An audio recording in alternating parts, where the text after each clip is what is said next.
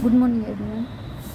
8 के हिंदी के अंदर वर्कबुक में पेज नंबर 7 ओपन करो। तो इसके अंदर हमने पेज नंबर 6 के आंसर कंप्लीट किए थे और क्वेश्चन नंबर 4 जो है वहाँ तक के आंसर फिलअप किए थे। तो आज लिखो क्वेश्चन नंबर 5 का आंसर। कवि खुदा से क्या कहना चाहते हैं? तो लिखो आंसर। कवि खुदा से यह कहना चाहते हैं कि वह सर्वशक्तिमान और दयालु है। हम सभी लोग ईश्वर के सामने सिर झुकाकर खड़े हैं। वह सब पर अपनी कृपा दृष्टि बनाए रखे।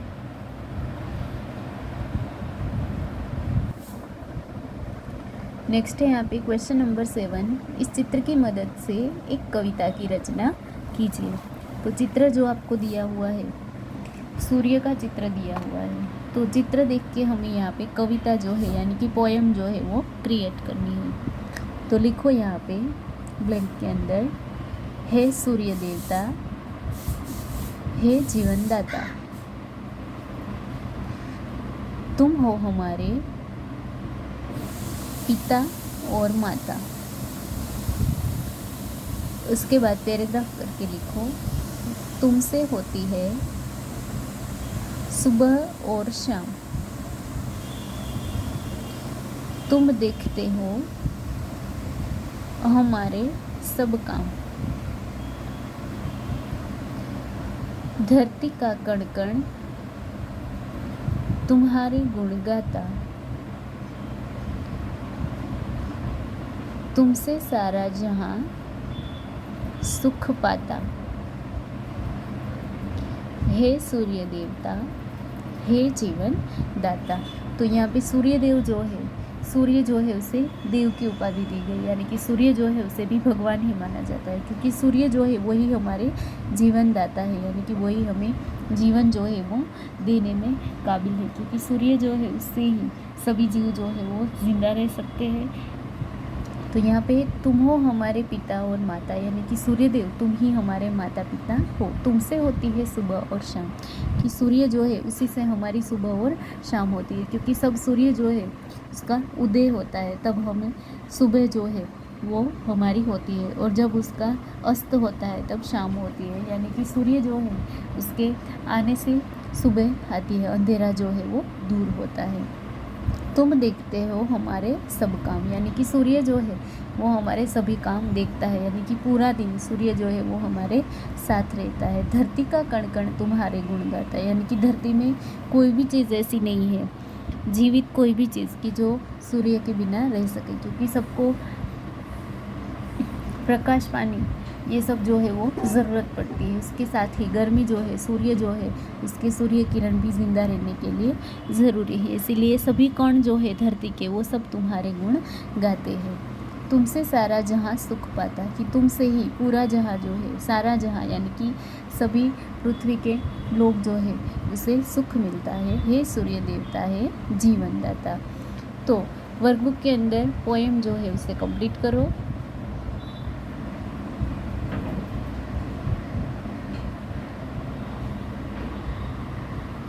उसके बाद नेक्स्ट यहाँ पे देखो पेज नंबर 8। तो पेज नंबर 8 पे आपको दिया हुआ है क्वेश्चन नंबर 8, निम्नलिखित शब्द का वचन परिवर्तन कीजिए। निम्नलिखित शब्द का यानी कि जो शब्द आपको यहाँ पे दिए हैं उसका वचन परिवर्तन करना है, यानी कि जो एक वचन में है उसे हमें बहुवचन में लिखना है, और अगर बहुवचन है तो उसको हमें एक वचन के अंदर लिखना है। तो सबसे पहले शब्द जो है वो देखो, यहाँ पे शब्द है नदी, किताब, दरवाजे, कला, कौवा, धातुएं, सड़कें, कुत्ता, कमरा, आँख, महिला और मछली। तो नदी सिर्फ एक ही है इसलिए यहाँ पे नदी, लेकिन अगर एक से ज़्यादा हो तो उसे क्या बोला जाता है बहुवचन में? नदियाँ। तो फर्स्ट के अंदर यहाँ पे लिखो नदियाँ। सेकंड नंबर पे है किताब, एक है इसीलिए किताब, लेकिन अगर एक से ज़्यादा है तो किताबें। तो सेकंड नंबर पे लिखो किताबें। 3 नंबर है दरवाजे, एक से ज़्यादा है इसीलिए दरवाजे, लेकिन अगर एक की बात करें तो यहाँ पे आएगा दरवाज़ा। 4 नंबर कला, तो कलाएँ। उसके बाद यहाँ पे है कौवा, एक से ज़्यादा हो तो क्या होगा यहाँ पे? कौवे। उसके बाद है धातुएं, तो धातुएं यानी कि बहुवचन है तो उसका एक वचन लिखो धातु। सड़कें, तो एक से ज़्यादा है तो सड़कें, लेकिन एक की ही अगर हम बात करें एक वचन में तो लिखो सड़क। कुत्ता, एक ही है इसीलिए कुत्ता, लेकिन अगर एक से ज़्यादा है तो यहाँ पे लिखो कुत्ते। 9 नंबर पे है कमरा, तो एक से ज़्यादा कमरे हो तो यहाँ पे कमरे। उसके बाद है आँख, तो हम दोनों आँख की बात कर रहे हैं तो आँखें। नेक्स्ट है यहाँ पे महिला, तो उसका बहुवचन लिखो महिलाएं। लास्ट में है मछली, तो उसके अंदर लिखो मछलियाँ। नाउ क्वेश्चन नंबर 9, निम्नलिखित उपसर्गों के योग से 3 शब्द बनाइए। उपसर्ग के योग से यानी कि यहाँ पे फॉर एग्जांपल चौ है, तो चौ जो है उसके आधार से वही उपसर्ग का यूज़ करके, वही शब्द का अक्षर का यूज़ करके हमें शब्द बनाना है। उसके बाद है बिन, पर और अन। तो चौ, यहाँ पे लिखो चौराहा, चौमासा और चौपाई।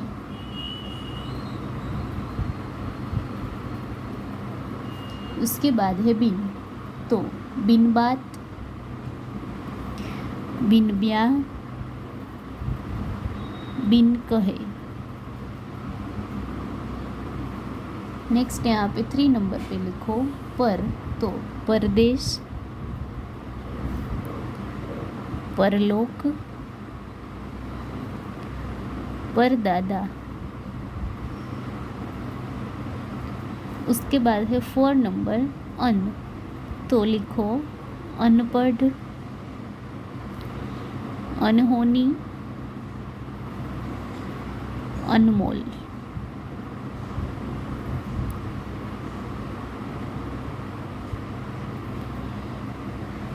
नेक्स्ट यहाँ पे 10 नंबर है निम्नलिखित शब्दों में प्रयुक्त प्रत्यय ढूंढिए। प्रयुक्त प्रत्यय यानी कि अलग से लगाया हुआ जो प्रत्यय जो है उसे ढूंढो। फॉर एग्जांपल यहाँ पे है मनुष्यता, तो मनुष्य वो यानी कि इंसान, लेकिन मनुष्यता यानी कि इंसानियत होना, तो यहाँ पे ता जो है वो इसका प्रत्यय है। तो वर्ड सबसे पहले देखो मनुष्यता, धनवान, रसोइया, इकहरा, धोखेबाज और बलवती। तो मनुष्यता जो है इसके अंदर लिखो मनुष्य प्लस ता। सेकंड नंबर धनवान के अंदर लिखो धन प्लस वान।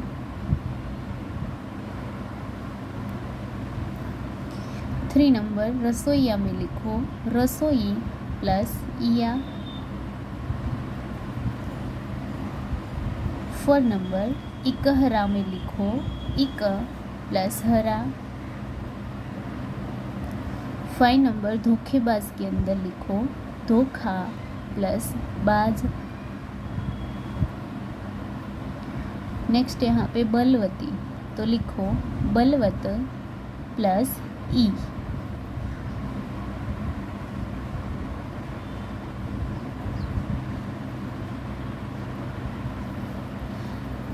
नेक्स्ट यहाँ पे लास्ट क्वेश्चन दिया हुआ है, क्वेश्चन नंबर 11, वचन बदलकर वाक्य फिर से लिखिए।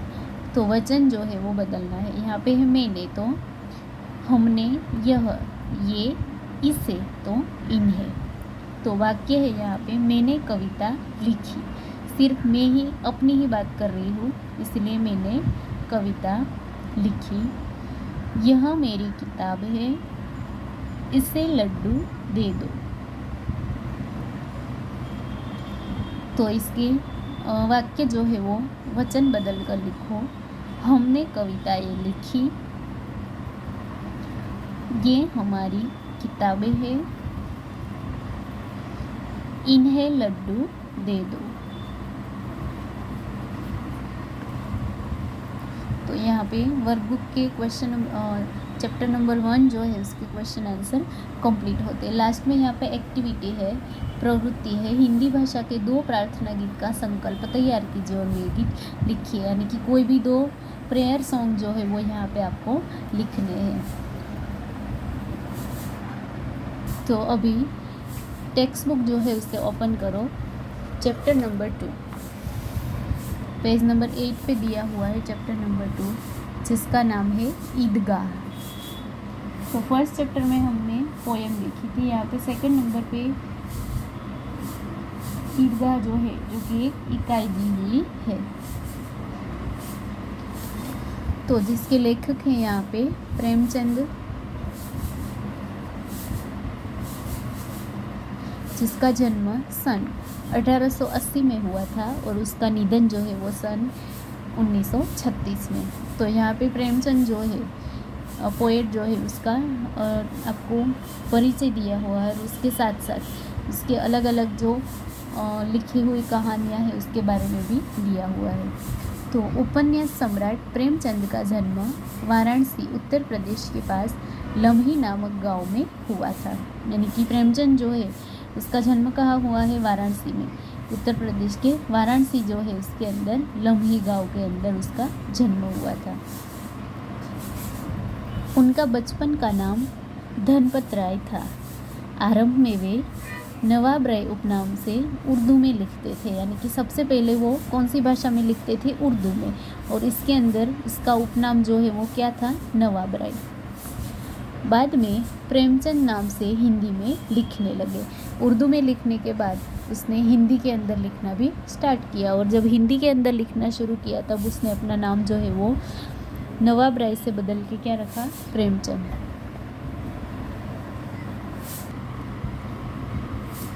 मैट्रिक उत्तीर्ण होते ही अध्यापक बने, किंतु गांधी जी के असहयोग आंदोलन में सक्रिय होने के लिए उन्होंने सरकारी नौकरी त्याग दी थी। तो प्रेमचंद जो है वो गांधी जी के साथ भी उसने सक्रिय भाग लिया है। मैट्रिक उत्तीर्ण करने के बाद उसे जब अध्यापक की नौकरी मिलती है, लेकिन सरकारी नौकरी जो है उसे भी वो त्याग देते हैं और गांधी जी के साथ आंदोलन के अंदर सक्रिय हो जाते हैं, यानी कि उसके साथ ज्वाइन हो जाते हैं। गोदान प्रेमचंद का सर्वश्रेष्ठ उपन्यास है। तो अभी यहाँ पे प्रेमचंद जो है उसका परिचय पूरा होता है और यहाँ से उसकी लिखी हुई जो इकाइयाँ है उसके बारे में दिया हुआ है कि उसका सर्वश्रेष्ठ उपन्यास कौन सा है? गोदान। उनकी कहानियाँ मानसरोवर भाग 1 से 8 में संकलित है। तो उसने कहानियाँ भी लिखी है जो कि कौन से नाम से लिखी हुई है? मानसरोवर। और उसके भाग कितने हैं? 1 से 8। साहित्य में प्रगतिवाद, खिलौने और मिठाइयाँ खरीदते हैं। साहित्य में प्रगतिवाद, चेतना को उजागर करने के लिए जागरण तथा हंस पत्रिकाओं का संपादन किया था।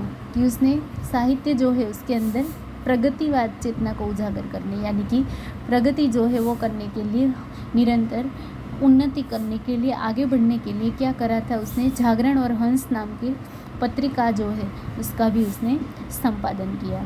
प्रेमचंद की भाषा बोलचाल के निकट की है। कि प्रेमचंद जो है उसके लिखने की भाषा कैसी है? बोलचाल के निकट की, यानी कि जैसा वो बोलते थे वैसे ही उसने लिखा भी है। ईदगाह प्रेमचंद की अमर कहानी है। अभी यहाँ पे 3 नंबर पे पैराग्राफ में आपको जो इकाई हम पढ़ने वाले हैं कि जिसका नाम है ईदगाह। तो इसके बारे में दिया हुआ है कि ईदगाह जो है वो क्या है, प्रेमचंद की अमर कहानी है, यानी कि कभी ना भूली जाए ऐसी कहानी है। कहानी का बाल नायक हामिद अपने दोस्तों के साथ ईदगाह जाता है।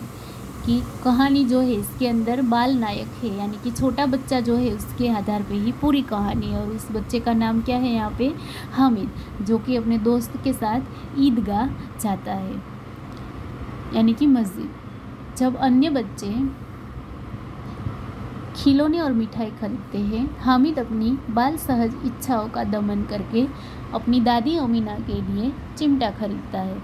कि हामिद जो है वो एक छोटा बच्चा है, तो उसे भी खिलौने जो है वो अच्छे लगते हैं, खाने पीने की चीज़ें, मिठाई अच्छी लगती है, लेकिन फिर भी वो ईदगाह में जाता है तो अपनी सारी जो इच्छाएं जो है उसे दमन करके, यानी कि उसे भूल के वो अपनी दादी जो है उसके लिए एक चिमटा खरीदता है। इससे दादी के प्रति प्रेम तथा उपयोगी चीज़ खरीदने की विवेकपूर्ण बुद्धिमत्ता प्रकट हुई है। तो ये इकाई जो है वो हमें क्या सिखाती है, दादी के प्रति प्रेम, यानी कि कोई भी बुज़ुर्ग लोग हैं तो उसके प्रति हमें प्रेम भाव रखना चाहिए, और उपयोगी चीज़ खरीदने का विवेकपूर्ण बुद्धि, कि कोई भी चीज़ हम खरीदें तो ऐसी चीज़ खरीदनी चाहिए कि जो हमें आगे चल के उपयोगी हो, यूज़फुल हो। तो इसकी यहाँ पे बुद्धिमत्ता जो है वो प्रकट की गई है। पाठकगण बालक हामिद के त्याग, सद्भाव और विवेक को देखकर भाव विभोर हो जाते हैं। तो जो भी ये कहानी पढ़े वो हामिद जो है उसका त्याग, उसकी सद्भाव और उसका विवेक जो है उसे देख के ही भाव विभोर हो जाते हैं, यानी कि सभी लोग जो है उसे ये कहानी पसंद आती है। तो कहानी पढ़ते हैं। रमज़ान के पूरे 30 रोज़ों के बाद आज ईद आई है।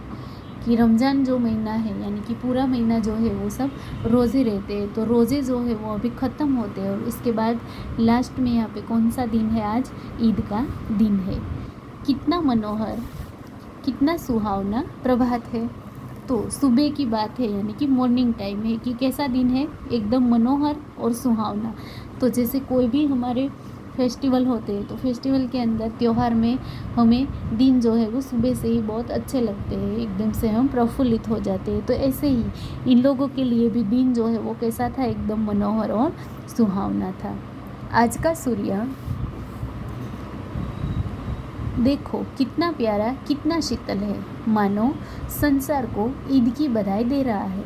कि आज का सूर्य जो है वो इन लोगों को कैसा लगता है, बहुत ही प्यारा और शीतल। लेकिन जो सूर्य है वो शीतल कभी नहीं होता है, लेकिन फिर भी लोगों को आज का सूर्य जो है वो बहुत प्यारा और शीतल लगता है।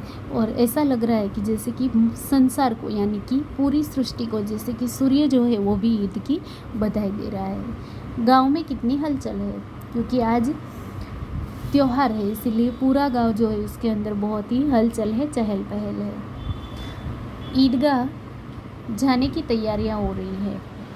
किसी के कुर्ते में बटन नहीं है, पड़ोस के घर में सुई धागा लेने दौड़ा जा रहा है। तो सभी लोग जो है वो ईदगाह जाने की तैयारियां कर रही है, और इसीलिए नए कपड़े पहनने के लिए अगर बटन नहीं है तो वो दूसरे अपने पड़ोसी जो है उसके घर में जाके सुई धागा लेने के लिए दौड़ता है। तो यहाँ पे देखो पिक्चर आपको दिया हुआ है ईदगाह का, मस्जिद है, और जो मुस्लिम लोग जो है उसका त्यौहार जो है उसकी बात की गई है यहाँ पे। तो उसका जो पूजा स्थान है, यानी कि मस्जिद जो है उसका चित्र दिया हुआ है, और वो लोग जो है वो अपनी ईद का त्यौहार जो है वो कैसे उत्साह से, उल्लास से मनाते हैं, उसके बारे में चित्र आपको दिया हुआ है।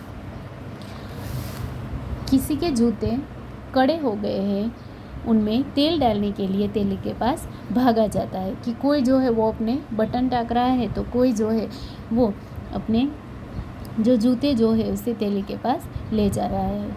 जल्दी जल्दी बैलों को सानी पानी दे के ईदगाह से लौटते लौटते दोपहर हो जाएगी। कि गांव जो है, विलेज जो है उसका चित्र है, इसीलिए गांव के अंदर लोग जो है वो बैल रखते हैं, तो बैल जो है उसे फटाफट से लोग पानी दे देते हैं, क्योंकि ईदगाह से जब लौटे तो कितना टाइम हो जाएगा, दोपहर हो जाएगी। 3 कोस का पैदल रास्ता, फिर सैकड़ों आदमियों से मिलना भेंटना। तो रास्ता जो है वो बहुत ही लंबा है, कितना है 3 कोस का, और पैदल रास्ता यानी कि चल के ही जाना, और उसके बाद सैकड़ों आदमियों से मिलना भेंटना। फिर वहाँ पे जाएंगे तो कई सारे लोग जो है वो मिलेंगे, तो उन सबको मिलना है और भेंटना है। दोपहर के पहले लौटना असंभव है, तो इसके अंदर दोपहर से पहले टाइम जो है वो आने का नहीं मिलेगा, यानी कि दोपहर तक का टाइम चला ही जाएगा।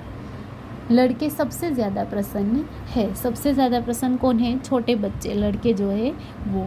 किसी ने एक रोज़ा रखा है, वह भी दोपहर तक।